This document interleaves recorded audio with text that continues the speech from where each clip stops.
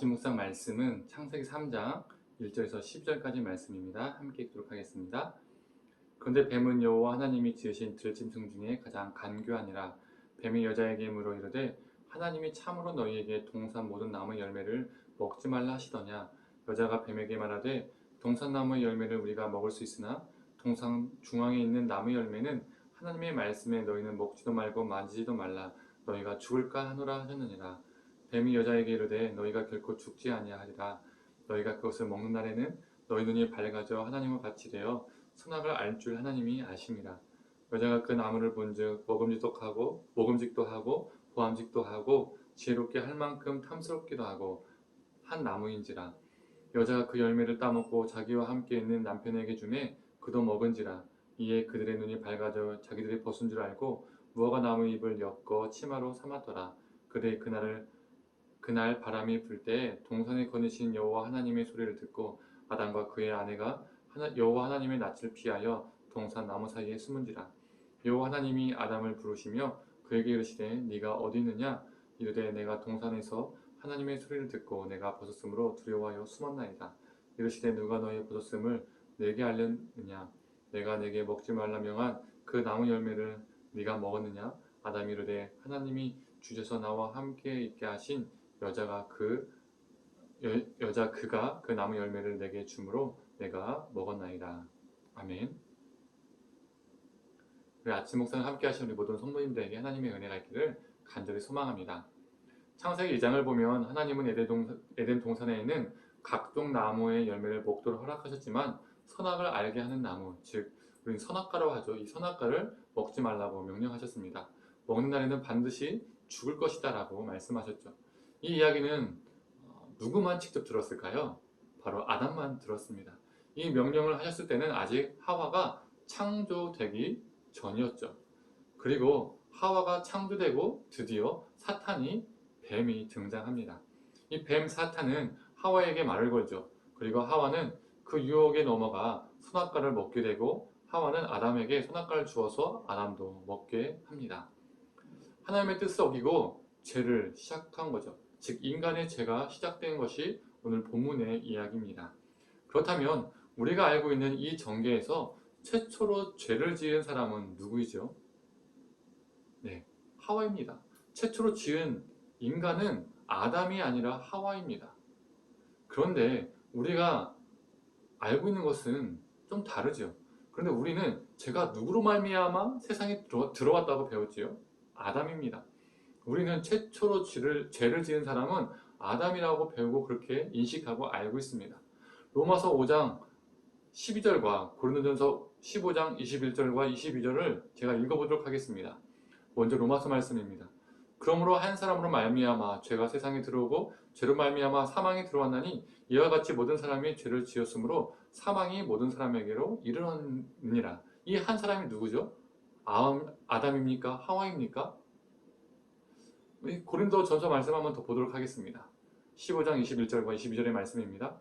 사망이 한 사람으로 말미암았으니 죽은 자의 부활도 한 사람으로 말미암는도다. 아담 안에서 모든 사람이 죽은 것 같이 그리스도 안에서 모든 사람이 삶을 얻으리라. 네, 그 한 사람으로부터 죄가 시작되었다. 그 한 사람이 누구라고 말하고 있습니까? 아담이라고 로마서와 고린도전서는 말하고 있습니다.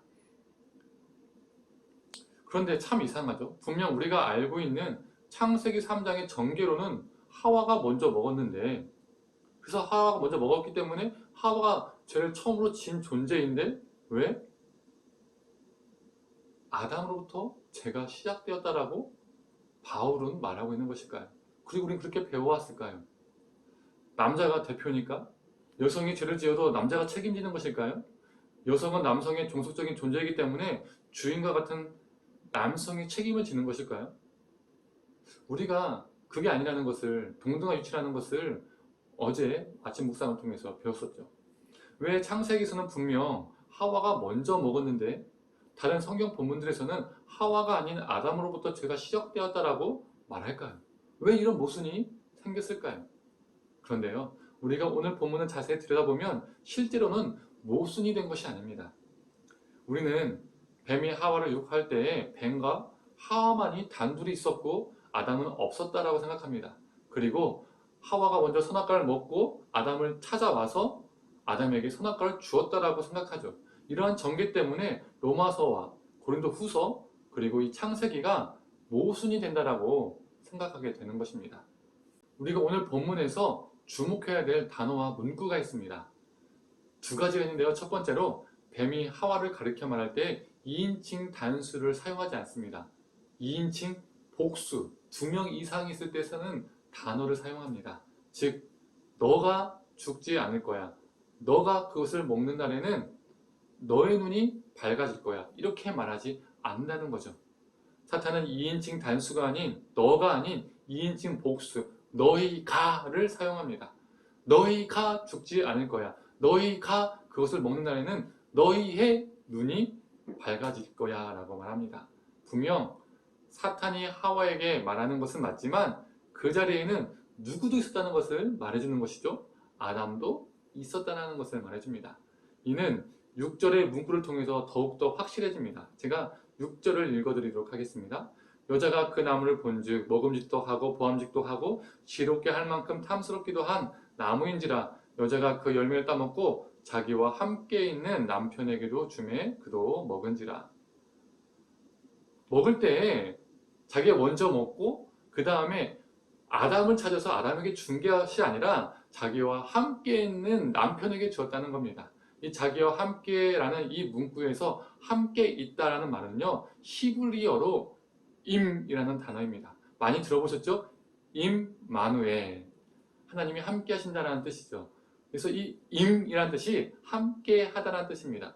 바로 이 히브리어 임이 창세기 3장 6절에도 사용되어 있습니다. 1만 명이 수용되는 큰 강단에서 두 사람이 끝과 끝에 앉아 있어도 그 두 사람은 강단에 함께 있는 것이죠. 그런데 이 임이라는 단어는 이럴 때 사용되지 않습니다. 함께 있는 공간이지만 넓은 공간에 뚝뚝 떨어져 있을 때 사용되는 단어가 아니라는 것이죠. 이 임이라는 단어는 바로 옆에서 바짝 붙어 있을 때 사용되는 단어입니다.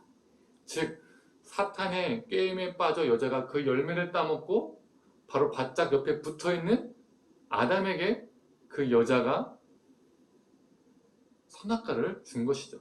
그리고 아담은 그 선악과를 먹은 것이죠. 그래서 아담이 죄를 지은 최초의 인간이 되는 것입니다.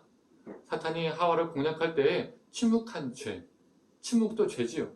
하와가 잘못된 길로 빠지려 할 때에 반대하여 돕는 자, 돕는 배필의 역할을 하지 못한 죄. 하와는 죄의 유혹에 넘어가는 중이었지만 아담은 이미 죄에 넘어갔다는 것입니다. 왜 사탄은 아담이 아닌 하와를 공략했을까요? 선악과에 대한 하나님의 명령, 즉 반드시 죽으리라는 이 말씀을 직접 들은 것은 하와가 아닙니다. 아담이 직접 들었죠. 그렇기 때문에 사탄이 하와를 공략한 겁니다. 하와는 이 명령을 직접적으로 듣지 못했습니다. 왜요? 창조되기 전에 하나님께서 명령하셨기 때문입니다. 그래서 하와는 아담으로부터 나중에 간접적으로 들은 것이죠. 이 간교한 사탄은 직접 들은 아담보다는 누가 더 편하고 누가 더 공략하기 쉽습니까? 간접적으로 들은 하와가 넘어뜨리기 쉬운 먹이 대상이었던 겁니다. 하와가 사탄에게 유혹을 당할 때 하나님의 명령을 직접 들은 아담은 하와를 말리고 중지시킬 수 있었습니다. 즉 배필적인 돕는 자, 반대하여 돕는 자의 역할을 할 수 있었습니다. 그러나 그는 침묵으로 일관했고 이미 동조했고 이미 넘어갔습니다. 침묵했다는 것은 이미 넘어갔다는 것이죠. 그는 하와가 선악과를 전달해줘서 그 후에 넘어간 것이 아니라 이미 죄에 넘어간 것입니다. 그래서 하나님은 9절에 하와를 부르신 것이 아니라 아담을 부르셨습니다. 아담아, 네가 어디 있느냐? 라고 말씀하시죠. 그런데 이 질문도요, 생각해보면 참 이상한 질문입니다. 왜 위치적인 질문을 하셨을까요? 전지전능한 하나님께서 그가 정말 어디 있는지 몰라서 어딨지 도대체 어디 있는 거 어디 숨은 거야? 그래서 그 위치적인 질문을 하셨을까요? 오히려 이런 질문이 더 많은 것이 아닐까요? 아담아, 도대체 왜 먹은 것이냐? 내가 먹지 말라고 했는데 왜 먹은 것이냐? 이런 질문이 더 자연스러운 질문입니다. 그런데 왜 하나님은 위치적인 질문을 하셨을까요? 그가 있어야 할 자리는 하와가 유혹당할 때 그녀의 반대편에 서서 반대하여 돕는 자의 역할을 했어야 했기 때문입니다. 반대편에 섰어야 했습니다. 그게 그가 있어야 할 위치였기 때문입니다. 그런데 그는 그 자리를 이탈하고 돕는 배필의 역할을 감당하지 못했던 것입니다. 오히려 자신이 그것을 막을 수 있었음에도 불구하고 12절에 보면 자신이 먹은 것은 심지어 하와 때문이라고 죄를 전가시킵니다. 사랑하는 성도님들, 우리 하나님도 우리에게 물으십니다. 네가 어디 있느냐?